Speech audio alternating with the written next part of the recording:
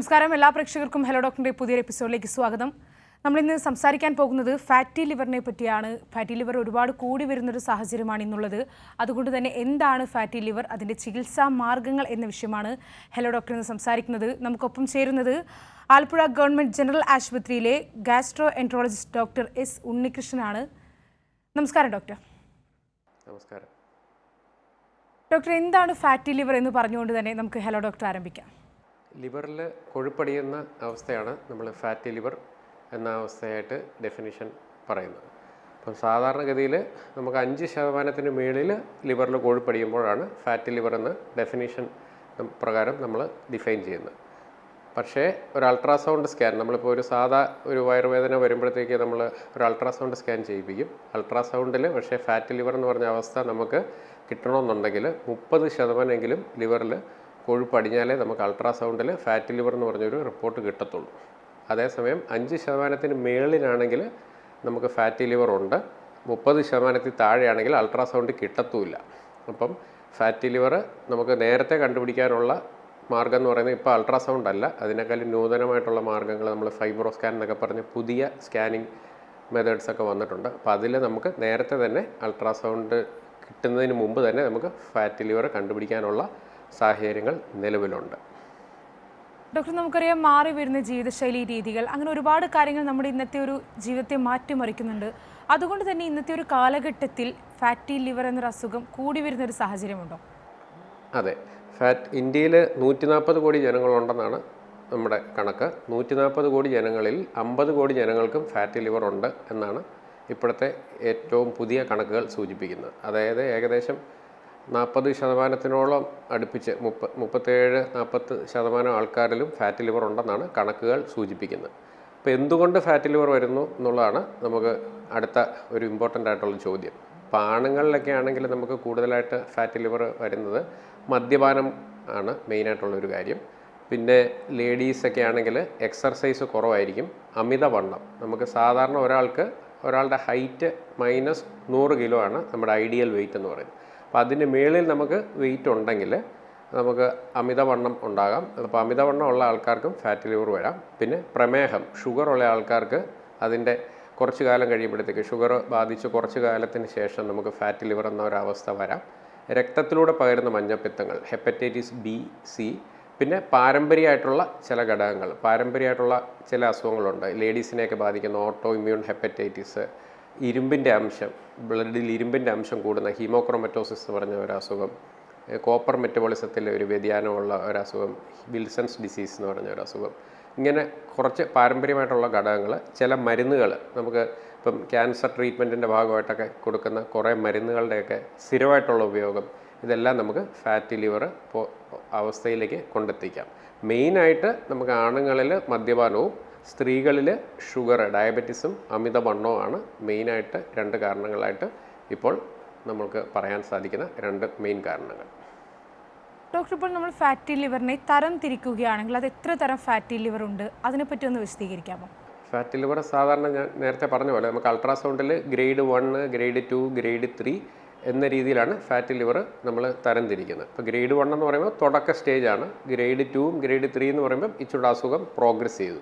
അപ്പോൾ എന്ത് കാരണങ്ങൾ കൊണ്ട് ഫാറ്റി ലിവർ, ഞാൻ ഈ മുകളിൽ പറഞ്ഞ എന്ത് കാരണങ്ങൾ കൊണ്ട് വേണമെങ്കിലും നമുക്ക് ഫാറ്റി ലിവർ വരാം. അപ്പോൾ എന്ത് കാരണങ്ങൾ കൊണ്ട് ഫാറ്റി ലിവർ ഒരാൾക്ക് വന്നാലും 11 വർഷം 14 വർഷത്തിനുള്ളിൽ ആ അവസ്ഥ പ്രോഗ്രസ് ചെയ്ത് നമുക്ക് ലിവർ സിറോസിസിലേക്ക് എത്തിയേക്കാം. എല്ലാവരുടെയും വിചാരം നമുക്ക് ഒരു സുപ്രഭാതത്തിൽ ലിവർ സിറോസിസിൽ എത്തുന്നു എന്നുള്ള ഒരു രീതിയാണ്. അങ്ങനെയല്ല. ലിവർ സിറോസിസ് എന്ന് പറയുന്ന അവസ്ഥ ഫാറ്റി ലിവർ 11 വർഷം 14 വർഷത്തിന് ശേഷം, അത് പ്രോഗ്രസ് ചെയ്തതിന് ശേഷമാണ് ലിവർ സിറോസിസിൽ എത്തുന്നത്. അപ്പോൾ എന്ത് ഘടകങ്ങൾ കൊണ്ട് ഫാറ്റി ലിവർ വന്നോ അതിനെ നമ്മൾ അഡ്രസ്സ് ചെയ്യുന്നില്ല. ഇപ്പം അമിതവണ്ണമുള്ള ഒരാളാണെങ്കിൽ, ഇപ്പം നമുക്ക് 170 സെൻറ്റിമീറ്റർ ഉള്ള ഒരാളാണെങ്കിൽ 70 കിലോയാണ് നമ്മുടെ ഐഡിയൽ വെയിറ്റ്. അതാണ് പെണ്ണ് വ്യത്യാസമൊന്നുമില്ല. നമുക്ക് 70 കിലോ -100 ആണ് നമ്മുടെ ഐഡിയൽ വെയിറ്റ്. അപ്പോൾ 85 കിലോ ഉള്ള ഒരാളാണെങ്കിൽ ആ കിലോ വെയിറ്റ് കുറയ്ക്കാനുള്ള ഒരു ശ്രമം നടത്തുന്നില്ല. മദ്യപാനമുള്ള ആളാണെങ്കിൽ മദ്യപാനം നിർത്താൻ, ഉപേക്ഷിക്കാനുള്ള ഒരു ശ്രമം നടത്തുന്നില്ല. ഷുഗർ ഉള്ള ആളാണെങ്കിൽ അത് കൺട്രോൾ ചെയ്തെടുക്കാൻ ഒരു ശ്രമം നടത്തുന്നില്ല. ഹെപ്പറ്റൈറ്റിസ് ബി, സി, രക്തത്തിലൂടെ പകരുന്ന മഞ്ഞപ്പിത്തം ഉള്ള ആൾക്കാരാണെങ്കിൽ അത് ചികിത്സിച്ച് അത് മാറ്റാനുള്ള ഒരു ശ്രമം നടത്തുന്നില്ല.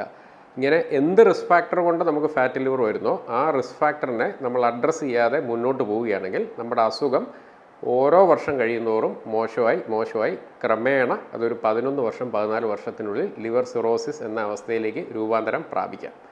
ലിവർ സിറോസിസിൽ എത്തിക്കഴിഞ്ഞാൽ ഉള്ള പ്രശ്നം എന്താണെന്ന് വെച്ചാൽ പിന്നെ നമ്മൾ കരൾ മാറ്റി വെക്കേണ്ട ഒരവസ്ഥയിലെത്തുക എന്നുള്ളതാണ്. ഫാറ്റി ലിവർ സ്റ്റേജിൽ നമുക്ക് ചികിത്സകളുണ്ട്. ഈ ലൈഫ് സ്റ്റൈൽ മോഡിഫിക്കേഷൻസ് മുതൽ, അതായത് നമ്മുടെ ജീവിതശൈലി വ്യതിയാനം വരുത്തുന്നത് മുതൽ മരുന്നുകൾ ഉപയോഗിക്കാം. അങ്ങനെ പല രീതിയിൽ നമുക്ക് ഫാറ്റി ലിവറിൽ നിന്ന് നമുക്ക് രക്ഷപ്പെടാനുള്ള മാർഗ്ഗങ്ങളുണ്ട്. അതേസമയം വൺസ് നമ്മൾ ഈ 11 വർഷം 14 വർഷം ഒന്നും ചെയ്യാതെ നമ്മുടെ അവസ്ഥ മുന്നോട്ട് പോയി സിറോസിസ് എന്ന അവസ്ഥ രൂപാന്തരപ്പെട്ട് വരികയാണെങ്കിൽ, സിറോസിസിൽ എത്തിക്കഴിഞ്ഞാൽ ഇന്ത്യയെ സംബന്ധിച്ച് നമ്മളൊരു 8 വർഷത്തിനുള്ളിൽ 10 വർഷത്തിനുള്ളിൽ കരൾ മാറ്റിവെക്കേണ്ട ഒരവസ്ഥയിലേക്ക് എത്തിയേക്കാം. അപ്പോൾ അതുകൊണ്ട് ഫാറ്റി ലിവർ എന്ന് പറഞ്ഞ അവസ്ഥയിൽ നമ്മൾ അസുഖം കണ്ടെത്താൻ ശ്രമിക്കുകയും എന്തുകൊണ്ട് ഫാറ്റി ലിവർ വന്നു എന്നുള്ള ഒരു അന്വേഷണം നടത്തി എന്ത് കാരണങ്ങൾ കൊണ്ട് ഫാറ്റി ലിവർ വന്നു എന്ന് കണ്ടുപിടിച്ച് അതിനെ അഡ്രസ്സ് ചെയ്യാൻ നമ്മൾ ശ്രമിക്കുകയും ചെയ്യണം. ഇല്ലെങ്കിൽ ഫാറ്റി ലിവർ അസുഖം മുന്നോട്ട് പോയി സിറോസിസിലെത്താനുള്ള എല്ലാ സാഹചര്യങ്ങളും ഉണ്ട്. ഡോക്ടർ, നമ്മളിപ്പോൾ നേരത്തെ പറഞ്ഞു പുരുഷന്മാർക്ക് ഇപ്പോൾ മദ്യപാനം കൊണ്ട് ഫാറ്റി ലിവർ വരാം. അതുപോലെ തന്നെ സ്ത്രീകളിൽ അമിതവണ്ണം അല്ലെങ്കിൽ ഷുഗർ ഇതുപോലുള്ള അസുഖങ്ങൾ കാരണമൊക്കെ എക്സസൈസ് കുറവുണ്ടാകുമ്പോൾ അങ്ങനെയൊക്കെ ഫാറ്റി ലിവർ വരാനുള്ളൊരു സാധ്യതയുണ്ട് എന്നത്. അങ്ങനെയാണെങ്കിൽ നമുക്കിത് വരാതിരിക്കാൻ ശ്രദ്ധിക്കേണ്ട കാര്യങ്ങൾ എങ്ങനെയാണ്? ഏതൊക്കെ രീതിയിൽ ശ്രദ്ധിച്ചുകൊണ്ട് നമുക്കിത് തടയാൻ സാധിക്കും?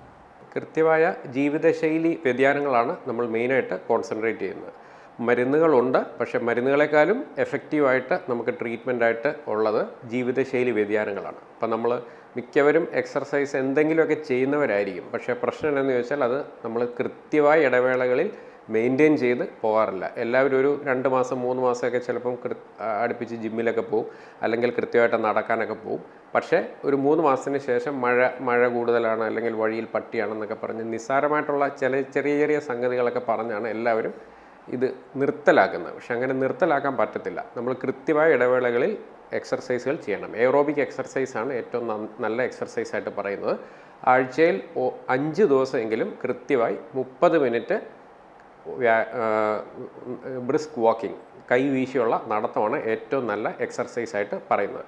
അപ്പോൾ അത് 5 × 30 150 മിനിറ്റ് ഒരാഴ്ച കൃത്യമായിട്ട് ചെയ്യുക. അതല്ല ഇച്ചിരി പ്രായം കുറഞ്ഞ ആൾക്കാരാണെങ്കിൽ ജിമ്മിൽ പോകാൻ താല്പര്യമുള്ളവരായിരിക്കും. ജിമ്മിൽ പോകുന്നുണ്ടെങ്കിൽ ഒരു 3 ദിവസമെങ്കിലും മിനിമം ആഴ്ചയിൽ ജിമ്മിൽ പോകണം. 20 മിനിറ്റ് അല്ലെങ്കിൽ 30 മിനിറ്റ് കൃത്യമായ വർക്കൗട്ട് ആഴ്ചയിൽ 3 ദിവസം ചെയ്താലും മതി. അപ്പോൾ ഇത് ലൈഫ് സ്റ്റൈൽ മോഡിഫിക്കേഷൻസ് ആണ് നമ്മളിത് പറയുന്നത്. ഇപ്പോൾ പലർക്കും പ്രായമുള്ള ആൾക്കാർ, ഇപ്പോൾ നമ്മൾ 50 വയസ്സുള്ള 60 വയസ്സുള്ള ആൾക്കാരോട് പറയുമ്പോൾ അവർക്ക് ഒറ്റയടിക്ക് 20 മിനിറ്റ് 30 മിനിറ്റൊക്കെ നടക്കുക എന്നുള്ളത് പ്രായോഗികമായ ബുദ്ധിമുട്ടാണ്. അപ്പോൾ നമ്മൾ എപ്പോഴും പറയുന്നത് ആദ്യം ഒരു 10 മിനിറ്റ് അല്ലെങ്കിൽ 5 മിനിറ്റേ പറ്റുന്നുള്ളെങ്കിൽ 5 മിനിറ്റ് വെച്ച് സ്റ്റാർട്ട് ചെയ്യുക. ഓരോ ആഴ്ച കഴിയുമ്പോഴും 5 മിനിറ്റ് കൂട്ടി ഇടവേളകൾ കൂട്ടി പോവുക. അപ്പോൾ 5 മിനിറ്റ് നടന്നാൽ അടുത്ത ആഴ്ചയാകുമ്പോൾ 10 മിനിറ്റ് ആക്കുക, പിന്നെ 15 മിനിറ്റ് ആക്കുക, 20 ആക്കുക, 25 ആക്കുക, 30 ആക്കുക. അങ്ങനെ കൂട്ടി പോവുക എന്നുള്ളതാണ് എക്സർസൈസിൻ്റെ ഭാഗമായിട്ട് നമുക്ക് പറയാനുള്ളത്. പിന്നെ നമ്മുടെ കഴിക്കുന്ന ഫുഡ്, ഇപ്പോൾ മലയാളികളുടെ ഇപ്പോൾ ലേറ്റസ്റ്റ് ആയിട്ടുള്ള കണക്കുകൾ പ്രകാരം മലയാളികൾ നമ്മൾ സമ്പാദിക്കുന്ന 100 രൂപ ഉണ്ടെങ്കിൽ 26 രൂപയും, അതായത് 26% നമ്മുടെ സമ്പാദ്യവും ഫുഡ് കഴിക്കുന്നതിന് വേണ്ടിയാണ് ചിലവാക്കുന്നതെന്നാണ് കണക്കുകൾ പറയുന്നത്. മാത്രമല്ല മലയാളികൾ ഇപ്പോൾ 4 മുതൽ 5 നേരം വരെ ഫുഡ് കഴിക്കുന്നതെന്നാണ് കണക്കുകൾ. അതായത് 2 കടി ഉൾപ്പെടെ. നമ്മൾ 11 മണിക്ക് ഒരു കടി കഴിക്കാറുണ്ട്, 4 മണിയാകുമ്പോൾ വീണ്ടും കടി കഴിക്കാറുണ്ട്. അപ്പോൾ അങ്ങനെ 2 കടികൾ ഉൾപ്പെടെ 3 മേജർ മീൽസും കൂടെ കൂട്ടുമ്പം 4 മുതൽ 5 നേരം നമ്മൾ ഫുഡ് കഴിക്കുന്നുണ്ടെന്നുള്ളതാണ് കണക്കുകൾ പ്രകാരം പറയുന്നത്. അപ്പോൾ ഈ അളവ് കുറയ്ക്കുക എന്നുള്ളതാണ്. നമ്മൾ കഴിക്കുന്നതിൻ്റെ ക്വാണ്ടിറ്റി അല്ല നമ്മൾ ശ്രദ്ധിക്കേണ്ടത്, ക്വാണ്ടിറ്റി കുറയ്ക്കുക എന്നുള്ളതാണ് നമ്മൾ ശ്രദ്ധിക്കേണ്ടത്. അപ്പോൾ ക്വാണ്ടിറ്റി, ഇപ്പോൾ ഉച്ചയ്ക്ക് ഒരു 5 തവി ചോറുണ്ടെന്ന ആളാണെങ്കിൽ അത് പതുക്കെ കട്ട് ചെയ്ത് 4 തവിയാക്കി കുറയ്ക്കാൻ ശ്രമിക്കുക. അതുപോലെ 4 തവിയാണ് വൈകിട്ട് നമ്മൾ ചോറുണ്ടെന്നെങ്കിൽ അത് കുറച്ച് 3 തവിയാക്കി കുറയ്ക്കാൻ ശ്രമിക്കുക. അല്ലെങ്കിൽ 4 ചപ്പാത്തി കഴിക്കുന്ന ആളാണെങ്കിൽ 3 ചപ്പാത്തിയാക്കി എണ്ണം കുറയ്ക്കാൻ ശ്രമിക്കുക. കൂടുതലും ഫ്രൈ ആയിട്ടുള്ള സാധനങ്ങൾ, ഇപ്പോൾ ചപ്പാത്തിയും ചിക്കനുമാണ് കഴിക്കുന്നെങ്കിൽ ചിക്കൻ നമ്മൾ കൂടുതലും കറിയായിട്ട് കഴിക്കാൻ ശ്രമിക്കുക. അതുപോലെ ഫിഷും കൂടുതൽ കറിയായിട്ട് കഴിക്കാൻ ശ്രമിക്കുക. ഫ്രൈ ആയിട്ടുള്ള സാധനങ്ങൾ കുറയ്ക്കുക. നമുക്ക് ഒരു വിശേഷപ്പെട്ട അവസരങ്ങളിൽ അല്ലെങ്കിൽ പ്രത്യേക എന്തെങ്കിലും ഒരു ഹോട്ടലിൽ പോകുന്ന ഒരു അവസരങ്ങളിൽ, അങ്ങനെയുള്ള അവസരങ്ങളിൽ മാത്രം നമ്മൾ ഫ്രൈ ഐറ്റംസ് ഉപയോഗിക്കുന്നത് ക്രമപ്പെടുത്തുക. എക്സർസൈസ് കൃത്യമായിട്ട് ചെയ്യുക. ഈ ക്വാണ്ടിറ്റി, കാർബോഹൈഡ്രേറ്റ്, നമ്മൾ ചോറ് ചപ്പാത്തി എന്ത് ഐറ്റംസും കഴിക്കുന്നതിൽ തടസ്സമില്ല, പക്ഷേ അതിൻ്റെ ക്വാണ്ടിറ്റി കുറയ്ക്കുക. ഫ്രൈ ആയിട്ടുള്ള ഐറ്റംസ്, ബേക്കറി ഐറ്റംസ്, ഈ കട്ട്ലറ്റ്, പപ്സ്, സമൂസ, ഉഴുന്നുവട, പരിപ്പുവട, പഴംപൊരി, ബജി, ഈ വക ഐറ്റംസ്, എണ്ണയിൽ വറുത്ത സാധനങ്ങളൊക്കെ ഒന്ന് മാറ്റി ഒന്നെങ്കിൽ ആവിയിൽ പുഴുങ്ങിയ സാധനങ്ങളായിട്ടുള്ള നമ്മുടെ കൊഴുക്കട്ട, ഇലയട അതുപോലുള്ള ഐറ്റംസ് ആക്കി ഇത് കഴിക്കണമെന്ന് നിർബന്ധം ഉണ്ടെങ്കിൽ, ഇല്ലെങ്കിൽ നമുക്ക് ഒരു കാപ്പി, ഒരു പ്ലെയിൻ കാപ്പി ആക്കി ഈ സ്നാക്സ് നമുക്ക് റെസ്ട്രിക്റ്റ് ചെയ്യാൻ പറ്റുമെങ്കിൽ അത് നല്ലതാണ്. അതല്ലെങ്കിൽ കഴിക്കണമെന്ന് നിർബന്ധമാണെങ്കിൽ ഇങ്ങനെ ആവിയിൽ പുഴുങ്ങിയ സാധനങ്ങളാക്കി നമുക്കത് മാറ്റിയെടുക്കാവുന്നതും നല്ലതാണ്. അപ്പോൾ ഇതെല്ലാം ചെയ്ത് കഴിഞ്ഞാൽ പതുക്കെ നമ്മുടെ വെയിറ്റ് കുറയാൻ തുടങ്ങും. വെയിറ്റ് കുറയുന്നതനുസരിച്ച് നമുക്ക് ഫാറ്റി ലിവറിന് നല്ല ഇമ്പ്രൂവ്മെൻറ്റ് കിട്ടും. ഇത് നമ്മൾ ഡയറ്റ് ആൻഡ് എക്സർസൈസിനെ പറ്റിയാണ് പറയുന്നത്. ഇനി നമുക്ക് മരുന്നുകളുമുണ്ട്. മരുന്നുകൾ എന്ന് പറയുമ്പോൾ പയോഗ്ലിറ്റസോൺ എന്ന് പറയുന്ന മരുന്നുണ്ട്, വൈറ്റമിൻ ഇ എന്ന് പറഞ്ഞ മരുന്നുണ്ട്. അപ്പോൾ വൈറ്റമിൻ ഇ, ഇവിയോൺ എന്നൊക്കെ പറഞ്ഞ് എല്ലാവരും കേട്ടിട്ടുണ്ടായിരിക്കും. അപ്പോൾ ഇവിയോൺ ഗുളികകളൊക്കെ കഴിക്കാം നമുക്ക്. അതിൻ്റെ ഗുണം 2 വർഷം വരെ അടുപ്പിച്ച് കഴിച്ചു കഴിഞ്ഞാൽ അത് ഫാറ്റി ലിവറിൻ്റെ കുറച്ച് ഇമ്പ്രൂവ്മെൻറ്റ് കിട്ടുന്നെന്നുള്ള രീതിയിൽ കാണിക്കുന്നുണ്ട്. അപ്പോൾ അത് മരുന്നുകളും ഉണ്ട്. പക്ഷേ നമ്മൾ മരുന്നുകളെ ഡിപ്പെൻഡ് ചെയ്യാതെ കൂടുതലും നമ്മൾ ഡയറ്റ് ആൻഡ് എക്സർസൈസിൽ തന്നെ ഫോളോ ചെയ്ത് പോകുന്നതായിരിക്കും എന്തുകൊണ്ടും നല്ലത്. തിരികെ ഹലോ ഡോക്ടറിലേക്ക് വരുമ്പോൾ നമ്മൾ ഫാറ്റി ലിവറിനെ പറ്റിയാണ് സംസാരിച്ചുകൊണ്ടിരിക്കുന്നത്. നമ്മളിപ്പോൾ ഇപ്പോൾ ഒരു പ്രേക്ഷകൻ ചേരുന്നുണ്ട്. കണ്ണൂരിൽ നിന്നാണ് പ്രേക്ഷകൻ വിളിക്കുന്നത്. പ്രേമരാജൻ, ഡോക്ടറോട് ചോദിച്ചോളൂ. ഹലോ ഡോക്ടർ, എനിക്ക് അസിഡിറ്റി പ്രശ്നം ഉണ്ടായിരുന്നു. അസിഡിറ്റിന്റെ പ്രശ്നം ഉണ്ടായിട്ട് ഞാൻ ഡോക്ടറെ കാണിച്ചായിരുന്നു. ഹലോ, അസിഡിറ്റിന്റെ പ്രശ്നം ഉണ്ടായിരുന്നു, അതുകൊണ്ട് ഞാൻ ഡോക്ടറെ കാണിച്ചായിരുന്നു. അപ്പൊ വയറ് ഭയങ്കര വണ്ണാണ്. ഹലോ ഹലോ വെയിറ്റ് എത്ര കിലോ ഉണ്ട്? വെയിറ്റ് എത്ര കിലോ ഉണ്ട്? വെയിറ്റ് ഭാരം 76 കിലോ. 76 കിലോ. പൊക്കം 160. പൊക്കം എത്രയുണ്ട്? പൊക്കം ഹൈറ്റ് 165. അപ്പം 165 സെൻറ്റിമീറ്ററുള്ള ഒരാൾക്ക് നമുക്ക് 100 കുറയ്ക്കാം, -100. 65 കിലോ ആണ് നമ്മുടെ ഐഡിയൽ വെയിറ്റ്.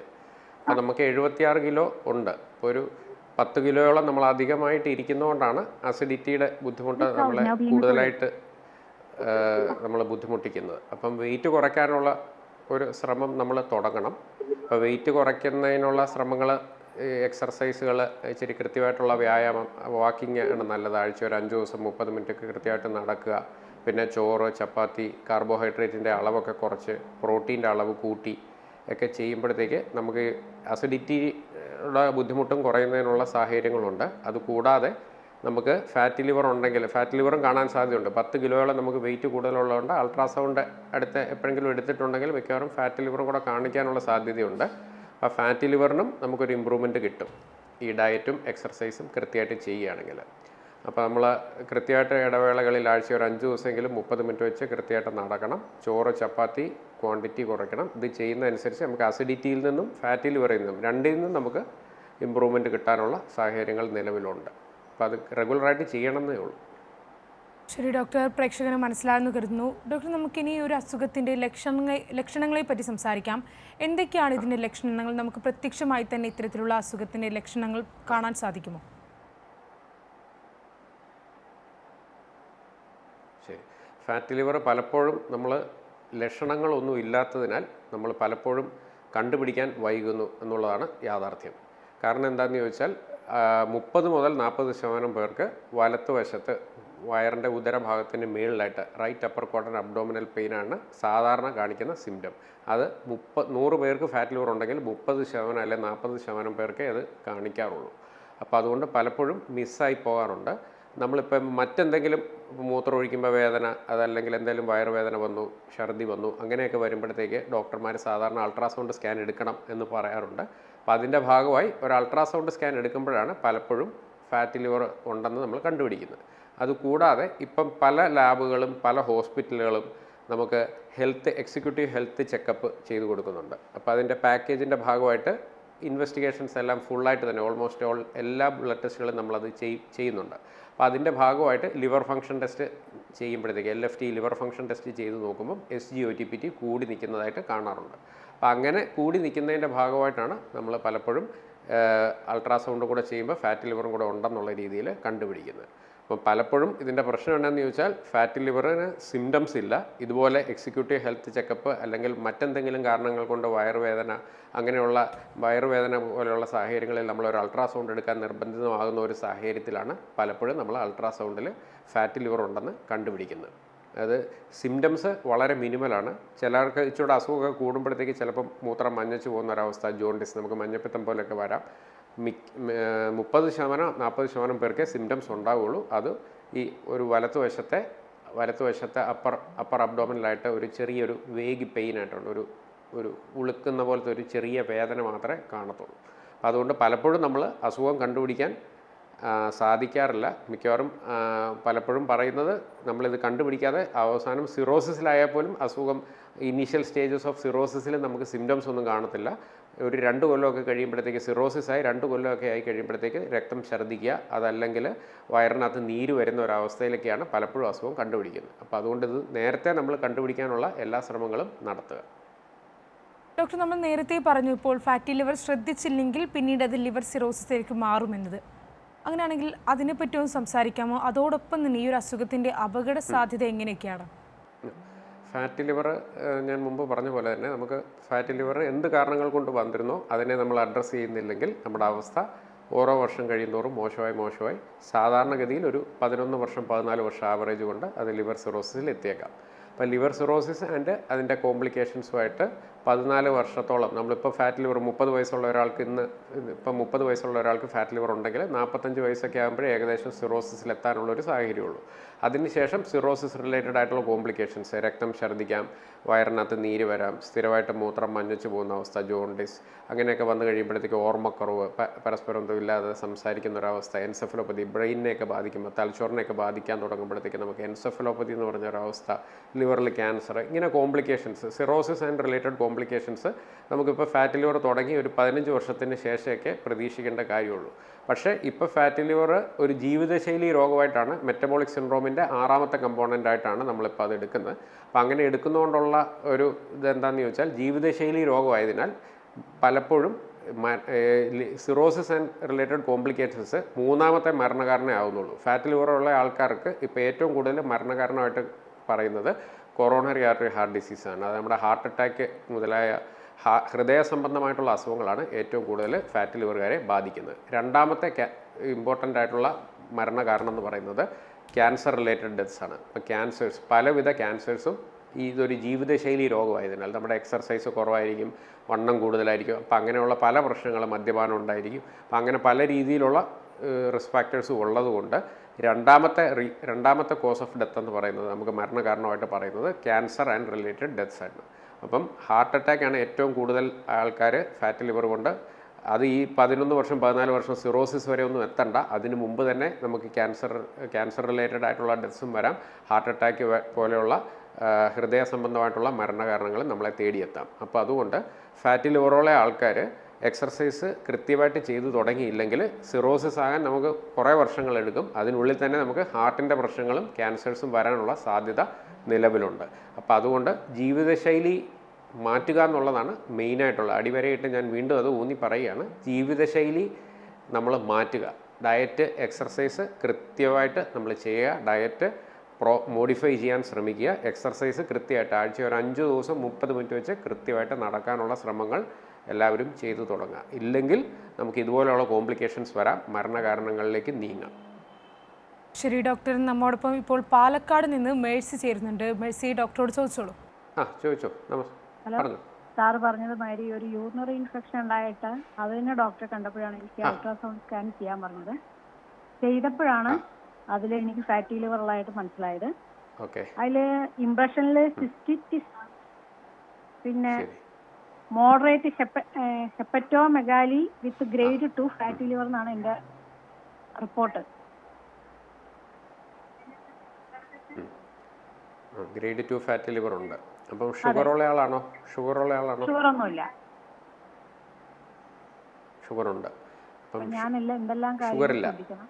ഇല്ല, ഷുഗർ ഇല്ല. അപ്പം നമ്മൾ ജീവിതശൈലി രോഗമാണ്. അപ്പം നമ്മൾ ജീവിതശൈലി ഒന്ന് മാറ്റാൻ ശ്രമിക്കുക. കാർബോഹൈഡ്രേറ്റ്, ചോറ്, അരിയാഹാരങ്ങളുടെ സാധനങ്ങൾ, ചോറ്, ചപ്പാത്തി, ഗോതമ്പിൻ്റെ ഐറ്റംസ് എന്താണോ കഴിക്കുന്നത് അതിൻ്റെയൊക്കെ ക്വാണ്ടിറ്റി കട്ട് ചെയ്യാൻ ശ്രമിക്കുക. ഒരു തവി ചോറ്, ഒരു പോർഷൻ ചോറ് അല്ലെങ്കിൽ ഒരു ചപ്പാത്തി, ഇത് കുറയ്ക്കാൻ ശ്രമിക്കുക. ഫ്രൈ ഐറ്റംസൊക്കെ മാറ്റി കറിയാക്കി ഉപയോഗിക്കാൻ ശ്രമിക്കുക. ആഴ്ച ഒരു 5 ദിവസം 30 മിനിറ്റ് വെച്ച് കൃത്യമായിട്ട് നടക്കുക. അപ്പോൾ ഒറ്റയടിക്ക് നമുക്ക് അരമണിക്കൂർ പലർക്കും വെയിറ്റ് കൂടുതലുള്ളപ്പം മുട്ടുവേദന, ഓസ്റ്റിയോ ആർത്രൈറ്റിസ് ഒക്കെ കാണും. മുട്ടുകൾക്കൊക്കെ നമ്മുടെ നീ ജോയിൻസിന് മുട്ടിനൊക്കെ നല്ല വേദന കാണും. അതുകൊണ്ട് ഒറ്റയടിക്ക് നമുക്ക് അരമണിക്കൂറൊക്കെ നടക്കാൻ പ്രായോഗികമായി ബുദ്ധിമുട്ടുണ്ടായിരിക്കും. അപ്പോൾ നമ്മൾ ആദ്യം ഒരു 5-10 മിനിറ്റ് എത്രയാണോ നമുക്ക് പറ്റുന്ന രീതിയിൽ സ്റ്റാർട്ട് ചെയ്യുക. ഓരോ ആഴ്ച കഴിയുമ്പം 5 മിനിറ്റാണ് ഇപ്പോൾ നടക്കുന്നതെങ്കിൽ അടുത്ത ആഴ്ച 10 ആക്കുക, അല്ലെങ്കിൽ 10 ആണെങ്കിൽ 5 മിനിറ്റ് കൂട്ടി പോവുക. അപ്പോൾ അങ്ങനെ കൂട്ടി 1 മാസം 1.5 മാസം കഴിയുമ്പോൾ നമ്മൾ അരമണിക്കൂർ നടക്കുന്ന പരുവത്തിലെത്തണം. ആഴ്ച ഒരു 5 ദിവസമെങ്കിലും 30 മിനിറ്റ് വെച്ച് കൃത്യമായിട്ട് നടക്കണം. പിന്നെ ഫ്രൈ ഐറ്റംസ് ഒക്കെ മാറ്റി കറിയാക്കാൻ ശ്രമിക്കുക. കൃത്യമായ ഇടവേളകളിൽ നമ്മൾ ലിവർ ഫംഗ്ഷൻ ടെസ്റ്റ്, LFT എന്ന് പറയുന്ന ടെസ്റ്റും HbA1c എല്ലാ 3 മാസം കൂടുമ്പോഴും അത് ചെയ്ത് നോക്കാൻ ശ്രമിക്കുക. ഇച്ചിരൂടെ കൂടിയ ഒരു സ്കാനിൻ്റെ കാര്യം ഞാൻ ആദ്യം പറഞ്ഞായിരുന്നു. നമുക്ക് ഫാറ്റി ലിവർ ഗ്രേഡ് 2 ഒക്കെ ഉണ്ടെങ്കിലും എന്തുമാത്രം ലിവർ ഡാമേജ് ആയെന്ന് നോക്കാനുള്ള ഒരു സ്കാനാണ് ഫൈബ്രോ സ്കാൻ. അപ്പോൾ ഫൈബ്രോ സ്കാൻ അല്ലെങ്കിൽ ഇലാസ്റ്റോഗ്രഫി എന്ന് പറഞ്ഞ ടെസ്റ്റ് ഉണ്ട്. അത് ഇച്ചിരൂടെ ക്വാണ്ടിഫൈ ചെയ്യാൻ പറ്റും. നമുക്ക് ഇച്ചിരൂടെ ലിവറിൻ്റെ ഡാമേജ് എന്തുമാത്രം ആയെന്നുള്ളത് നമുക്ക് അറിയാൻ പറ്റും. റഫ്ലി നമുക്കൊരു 7 താഴെയാണ് ഫൈബ്രോ സ്കാൻ്റെ റിപ്പോർട്ട് വരുന്നെങ്കിൽ മൈൽഡ് ഫാറ്റ് ലിവറേ ഉള്ളൂ, ചെറിയ രീതിയിലുള്ള ഫാറ്റ് ലിവറേ ഉള്ളൂ. അതേസമയം 7-നും 14-നും ഇടയ്ക്കാണെങ്കിൽ ഏകദേശം നമുക്കൊരു moderate to severe fat liver ഉണ്ട്. 14-14 മുകളിലായാൽ സാധാരണ നമ്മൾ ലിവർ സിറോസിസ് ആയിട്ടാണ് അതെടുക്കുന്നത്.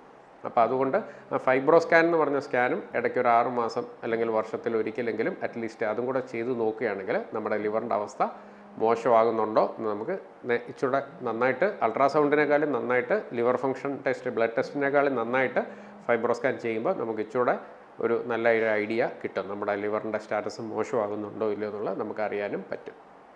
അപ്പോൾ അതും കൂടെ ഒന്ന് ചെയ്ത് നോക്കാൻ പറ്റുമെങ്കിൽ നല്ലതാണ്. 3 മാസം കൂടുമ്പം ലിവർ ഫംഗ്ഷൻ ടെസ്റ്റും HbA1cയും 6 മാസം അല്ലെ വർഷത്തിലൊരിക്കൽ ഫൈബ്രോ സ്കാൻ ഒന്ന് ചെയ്ത് നോക്കിയാൽ നമ്മുടെ അവസ്ഥ മോശമാകുന്നുണ്ടോ എന്ന് കൂടെ കൃത്യമായ ഇടവേളകളിൽ നമുക്ക് ചെക്ക് ചെയ്ത് പോകാനും സാധിക്കും.